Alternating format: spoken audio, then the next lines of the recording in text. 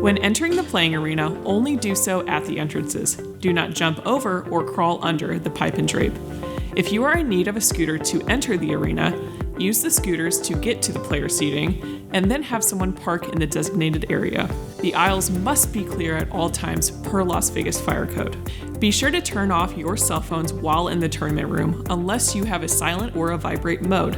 Cell phone and smartwatch use is prohibited while a player is taking their turn at the table. You are not permitted to wear headphones of any type during tournament play. This includes earbuds, headphones, headsets, Bluetooth devices, etc. Hearing aids and non-electronic earplugs are allowed.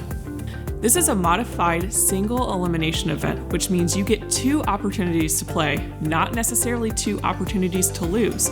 If you think you're out of the tournament, verify on the bracket that your opponent has advanced as the winner and there is no longer a place for you to advance. Forfeit time is 15 minutes. However, you do not have to wait 15 minutes to let the referee know that your opponent has not shown up for the match.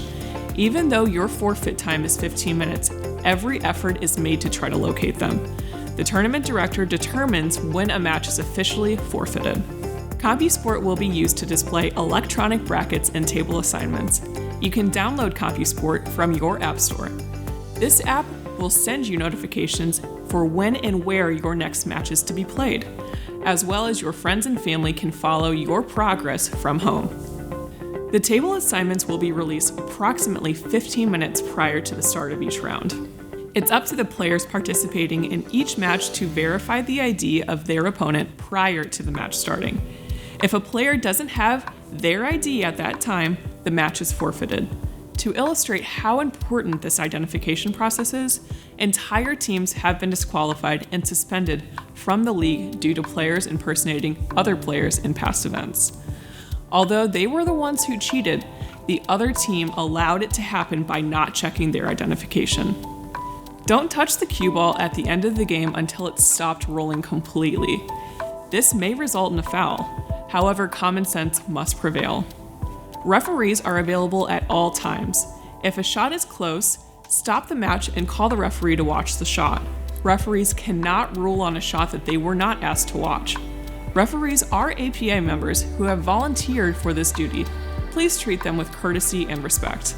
Please review the dress code in the event program and make sure you and/or your team is in proper attire. Look at your opponent's attire prior to the start of the match and let a referee know if you have concerns. Dress code violations will not be called during a match. Dress code for semifinal and finals matches is business casual. Jeans and hats will not be allowed in the championship arena. Your social security number will be needed at cash payout for anyone who receives any additional prize winning, including all cash and merchandise totaling at least $600. The APA is required by federal law to report any tournament awards totaling $600 or more in cash prizes, merchandise at retail value, and travel assistance. If you do not have your social security number at payout, you will not be able to receive your winnings that day. If you are unable to provide the number before the tournament concludes, you must provide it to us before your winnings will be shipped. We have official protest forms at the control table. The fee to submit a protest form is $50. All matches are reviewed by our handicap review committee, whether a protest is submitted or not. Nevada state law prohibits smoking anywhere except the designated areas. Holding up matches to take smoke breaks will not be tolerated. The use of electronic cigarettes and/or vaporizers is not allowed in the tournament rooms. Pool tables will be open for tournament play. Change machines are located around the room for practice when the tables are closed. Practice is not allowed on open tables between rounds. You may practice by playing in the mini tournaments or on the designated practice tables. It's your responsibility as team captain to make sure all of the players on your team are playing at the skill level that reflects their true ability. Your last opportunity to have any of your players recertify themselves will be before the first round of play. We realize most players practice more than normal before they come to this event.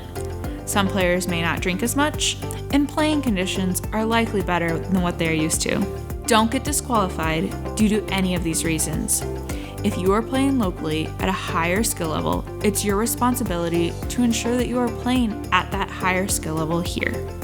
Teams may choose any 3 of the 5 team members to participate in each match. You do not have to use the same 3 people in every match. The total of the skill levels of the 3 players fielded in any team match cannot exceed 15. Team captains flip a coin to decide who must declare their 3 players for the match. Winner of the flip has the choice of declaring first or having the opposing team captain choose first. Captains will list their players in ascending order, lowest to highest. That list determines the player rotation and is locked in for the match. Once both teams in a match have declared their players, the players cannot be changed unless the 15 rule is in jeopardy. Players lag to see who wins the first break. Starting with 8-ball, players alternate between 8-ball and 9-ball racks.